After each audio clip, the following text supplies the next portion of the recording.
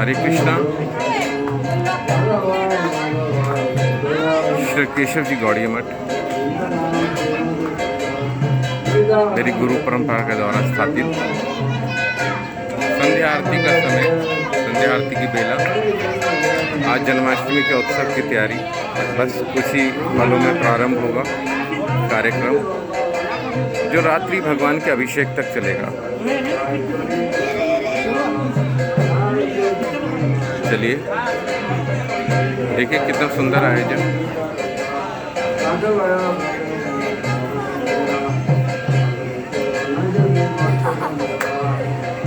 भगवान की जन्माष्टमी के लिए कुछ चर्चा करेंगे। मैं आपको मठ के ऊपर वाले फ्लोर पे लेकर चलता हूँ।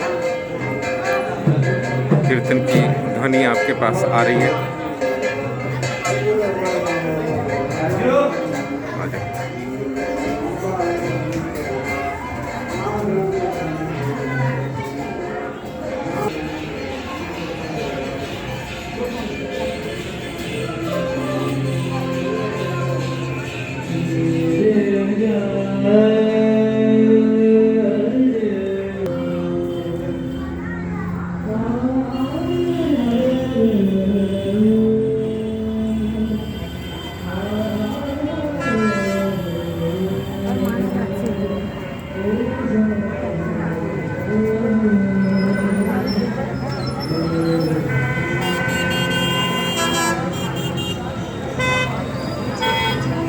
हम मथुरा में श्री केशव जी गौड़िया मठ में हैं। मथुरा के मठ के बाहर का दृश्य आप कुछ उसका रस ले पा रहे हो तो मथुरा जन्मस्थली, प्रकट स्थली भगवान की। बड़ा सुंदर आयोजन। चलिए चर्चा करते हैं कि भगवान प्रकट हुए कि जन्म हुआ। कोशिश करूँगा आपको मेरी आवाज़ साफ साफ सुनाई दे। मैं और ऊपर लेकर चलता हूँ जहाँ पे कुछ और क्लियर होगी आवाज़।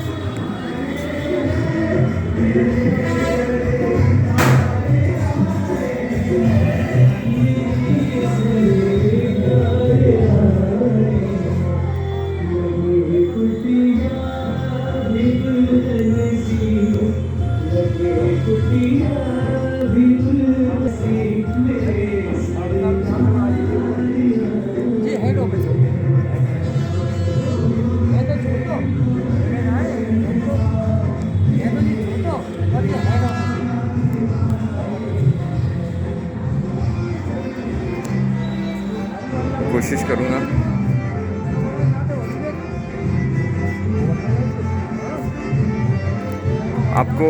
आप मुझे देख सकें। काफ़ी अंधेरा है ऊपर छत में।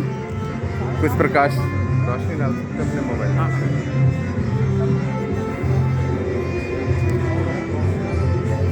अब कुछ प्रकाश हुआ तो मैं थोड़ा बताना चाहूँगा कि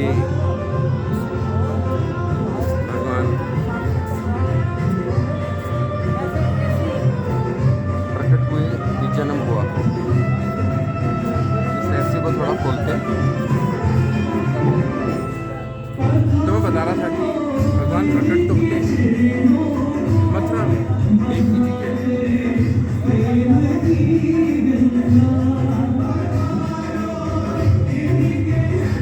देवी देवकी और वसुदेव जी के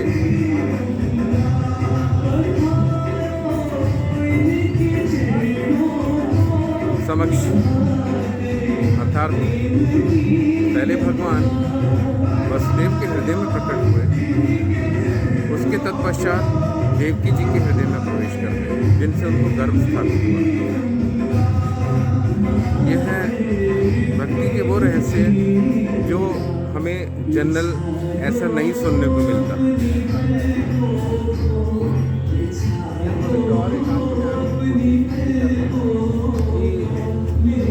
मैं कुछ और आपको स्पष्ट बता सकूं, ताकि भजन का जो आवाज़ है वो थोड़ी कम सुनाई दे। चले आइए, इधर आइए। तो यहाँ एक तथ्य रखते हैं हम, उस तथ्य में ये है जो शास्त्र कह रहे हैं और हमारे आचार्यगण जिसको और खोल के बताते हैं। वो क्या बता रहे हैं कि भगवान प्रकट होते हैं मथुरा में। मैंने चर्चा की थी पीछे एक वीडियो में, शायद आप उससे नहीं जुड़े थे, तो उसमें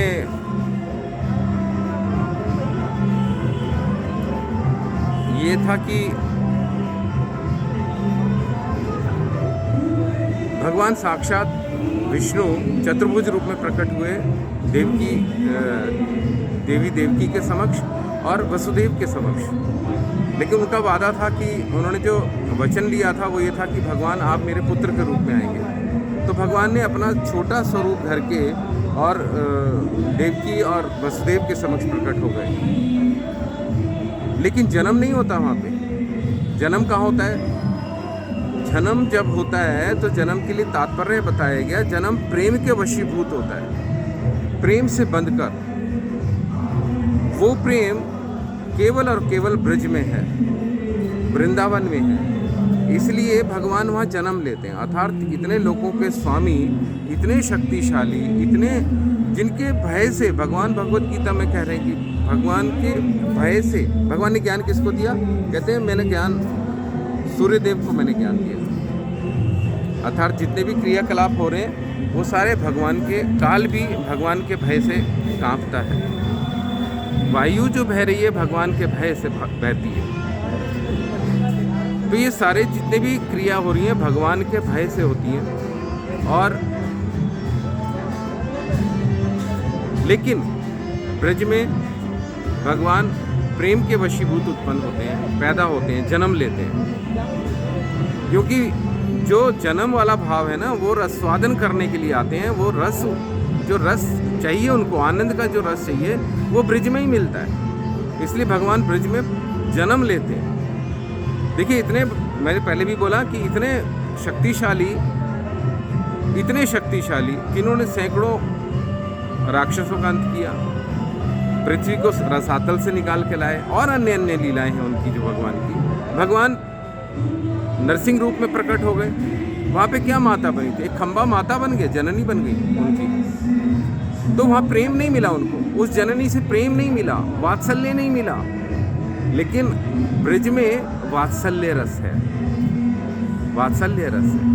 वहाँ पर यशोदा जी भगवान के लिए माखन निकालती हैं दूध में से, माखन मथती हैं दही को, तब माखन उत्पन्न होता है, तब वो कन्हैया के लिए रखती हैं। कोई पूछती थी गोपी कि किसके लिए निकाल रही है यशोदा, तो बोल रहे मेरा कन्हैया किसी के हाथ का माखन नहीं खाता, केवल मैं ही बनाती हूँ तो ही वो खा पाता है। देखिए वात्सल्य। जबकि कन्हैया के बारे में ये मशहूर है, कृष्ण के बारे में, कि वो तो सारे ब्रज के माखन को माखन चोर कहलाते हैं। लेकिन माता यशोदा का भाव देखिए, वो कहती जब तक मैं कन्हैया के लिए माखन नहीं निकालूंगी तब तक मेरा कान्हा कहीं माखन नहीं खा सकता। देखिए कितना विश्वास अपने पुत्र के लिए।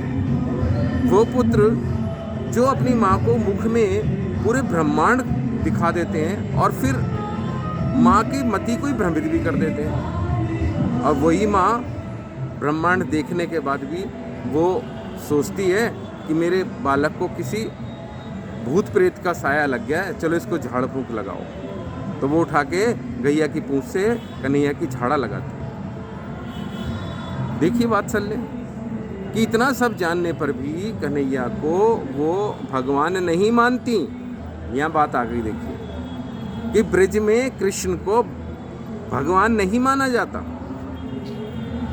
इसलिए भगवान वहाँ प्रेम का रस का स्वाद लेते हैं। बोले मेरे सारे ऐश्वर्य के जितना मैंने अपना अवतरित हुआ, जितने रूप लिए, जितने अवतार लिए, सबके अंदर मैंने अपनी लीलाएं तो करी, लेकिन मेरे को कहीं रसवादन नहीं हुआ, भक्तों से रस नहीं प्राप्त हुआ, भक्तों के प्रेम का रस नहीं मिला मुझे, ना मैं उनको दे पाया। ऐसी कोई लीला नहीं है। आप देख लीजिए, कृष्ण की बहुत सारी लीलाएं हुई, उसमें कहीं प्रेम का रस, भक्तों के साथ प्रेम रस उत्पन्न नहीं हुआ, ना भक्तों ने किया। भगवान राम के रूप में जब आते हैं, युग अवतार हैं, युग, एक युग के अवतार हुए भगवान राम, लेकिन वहाँ प्रेम बांट सके, ना प्रेम प्राप्त कर सके, कुछ नहीं। सिर्फ अपनी मर्यादित लीलाएं प्रकट करी और सब कुछ किया और फिर अपने धाम लौट गए। लेकिन कृष्ण ब्रज में सिर्फ और सिर्फ अपने भक्तों को प्रेम देते हैं और उनसे प्रेम प्राप्त करते हैं। उनके सखाओं की लीला ले लो। सखा क्या करते हैं? कन्हैया को बुलाते हैं, ओ कन्हैया इधर आ, तू चल।